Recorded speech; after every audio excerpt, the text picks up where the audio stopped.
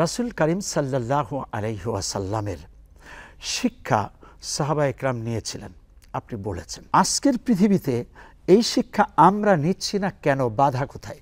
আসলে রাসূলুল্লাহ সাল্লাল্লাহু আলাইহি ওয়াসাল্লামের মৌলিক শিক্ষা যে নৈতিকতার পূর্ণতা দান করা, তো এইটা যদি আমরা ধারণ করতে পারতাম, তো এখন একটা প্রশ্ন থাকে যে রাসূলুল্লাহ সাল্লাল্লাহু আলাইহি ওয়াসাল্লাম যদি শিক্ষক হিসেবে এসে থাকেন, তাহলে তাকে রাষ্ট্রপ্রধান করা হলো কেন, তাকে চিফ জাস্টিস করা হলো কেন, তাকে মানে সমাজের কর্তা বানানো হলো কেন, তাকে মানে সশস্ত্র বাহিনী সর্বাধিনায়ক করা হলো কেন, তাকে যুদ্ধের চিফ কমান্ডিং অফিসার করা হলো কেন?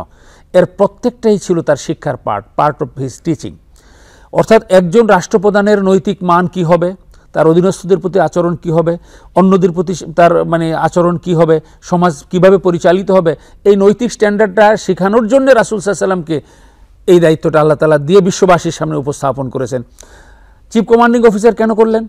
যে যুদ্ধে বিজয়ী হলে আচরণ কীরকম হবে, যুদ্ধে বিপর্যয়ে পড়লে আচরণ কীরকম হবে। মক্কা বিজয়ী হয়ে তিনি দেখিয়েছেন, আবার বদরে বিপর্যয়ের মুখোমুখি পড়েও তিনি দেখিয়েছেন।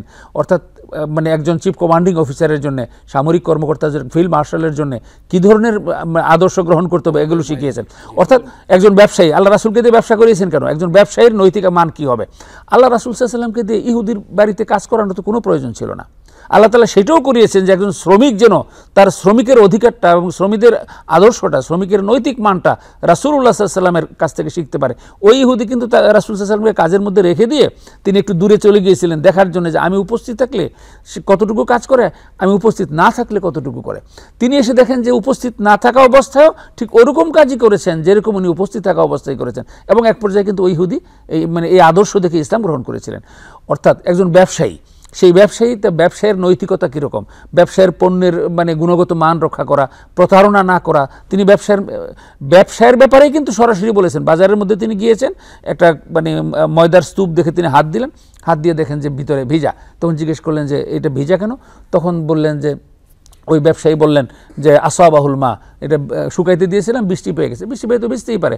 তখন রাসূল সাল্লাল্লাহু আলাইহি ওয়াসাল্লাম বললেন ফাহাল্লা জাআলতাহু ফাওক, যেটা বৃষ্টিতে ভিজে গেছে বা ভিজা আটা যেটা, সেটা তুমি উপরে দিতে পারলা না? এটা তুমি প্রতারণা করেছো। তোমার কাস্টমাররা দেখবে যে এটা শুকনো আটা, কিন্তু মেপে দেওয়ার সময় তুমি ভিজাটা দিবা, এটা প্রতারণা। ওইখানে দাঁড়িয়ে তিনি বললেন মান গাশশানা ফালাইসা মিন্না, যে প্রতারণা করে সে আমার উম্মতই নয়। তো এইভাবে ব্যবসায়ীদের জন্য তিনি আদর্শ রেখেছেন। মাপে কম দেওয়া যাবে না, মানে নেওয়ার সময় বেশি নেওয়া যাবে না, দেওয়ার সময় কম দেওয়া যাবে না, ভালো পণ্যের সাথে খারাপ পণ্য মিশানো যাবে না, পণ্যের ত্রুটি গোপন করা যাবে না। এই জাতীয় বিষয়গুলো তিনি ব্যবসায়ের মাধ্যমে কিন্তু প্রতিষ্ঠিত করে গেছেন। আমরা এগুলো সবগুলো বর্জন করে দিয়েছি। আমরা দেখা যায় ব্যবসায়ের মধ্যে ভেজাল দিচ্ছি, পণ্যের ত্রুটি গোপন করছি, ভালো মালের সাথে খারাপ মাল মিশাচ্ছি, বা মাপে কম দিচ্ছি, মানুষকে ঠকাচ্ছি, প্রতারণা করে ভুল বুঝিয়ে ভালো মাল না যেটা ভালো মাল নয়, খারাপ মালটাকে ভালো মাল বলে চালিয়ে দিচ্ছি। এই জাতীয় বিষয়গুলো রাসূলের জীবন থেকে আমরা শিক্ষা গ্রহণ করি না। আমাদের লোভ, আমাদের মোহ এবং বিশেষ করে পরকালের ভয় আমাদের মধ্যে নাই।